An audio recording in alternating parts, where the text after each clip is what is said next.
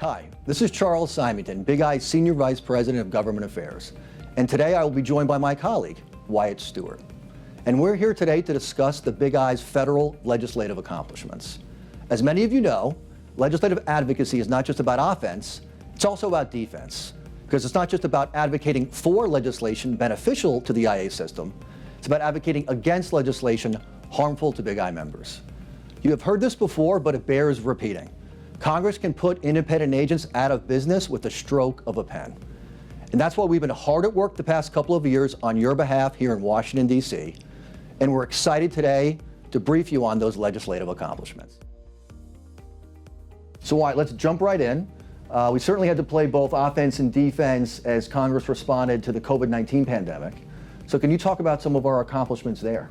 Absolutely, Charles. So when the COVID-19 pandemic hit, we immediately turned our attention to Congress and advocated for the creation of the Paycheck Protection Program. That was signed into law as part of the CARES Act.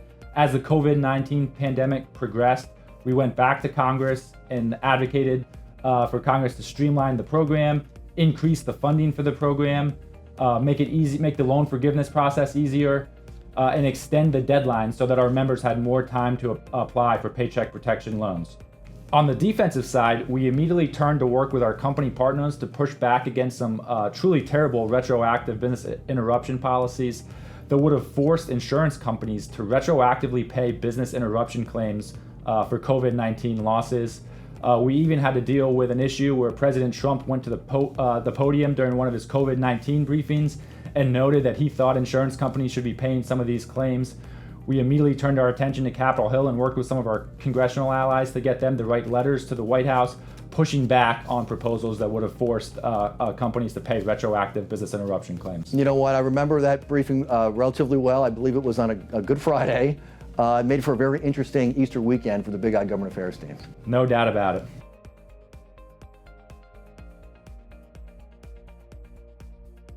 So Wyatt, early last year, many small businesses got caught up in new federal reporting requirements to the Treasury Department, but we were able to avoid that fate for independent agents.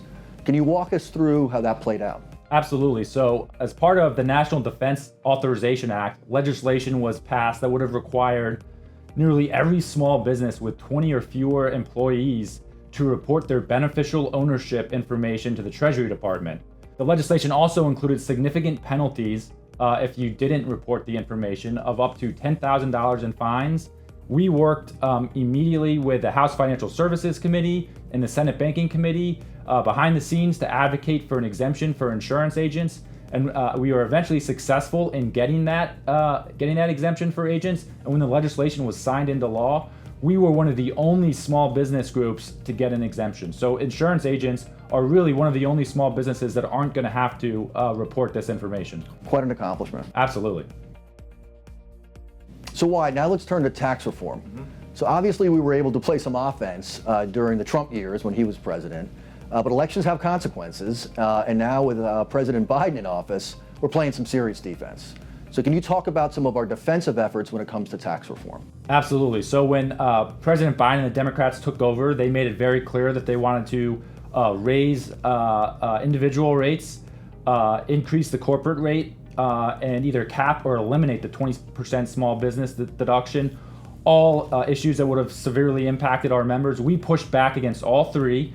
And as legislation moved forward, we were able to get all three of those tax increases taken out of potential legislation that Democrats are currently considering. Okay, and of course the efforts are ongoing. We're not out of the woods just yet, but so far so good. So far so good. Things are looking good. We were also able to push back on attempts by Biden and congressional Democrats to increase the capital gains tax and to make changes to stepped up bases, which would have made life very difficult for our agents. And Wyatt, for the final question, we also continue to advocate for our members on two very important federal insurance programs, flood insurance and crop insurance. Can you talk about what we're doing to advocate for our members on those two programs? Absolutely. So on flood insurance, our number one goal is to make sure the program doesn't expire. We've done that successfully on multiple occasions over the last several years, and the program has been reauthorized, even though it's on a short-term basis without any expiration.